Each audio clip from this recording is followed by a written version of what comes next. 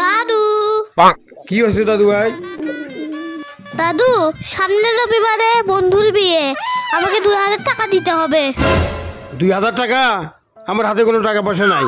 যখন হাতে টাকা পয়সা আসবে তখন দিব। তখনই টাকা চাই, তখনই বলে আমার হাতে টাকা নেই। আর কয়দিন পর তোমার হাতে টাকা আসবে? আমি আর বাড়িতে থাকবই না। দাদু ভাই, ও দাদু ভাই, চলো বাসায় চলো। তুমি 2000 টাকা চাচ্ছ, চলো বাসায় চলো, দিব। God have mercy upon us.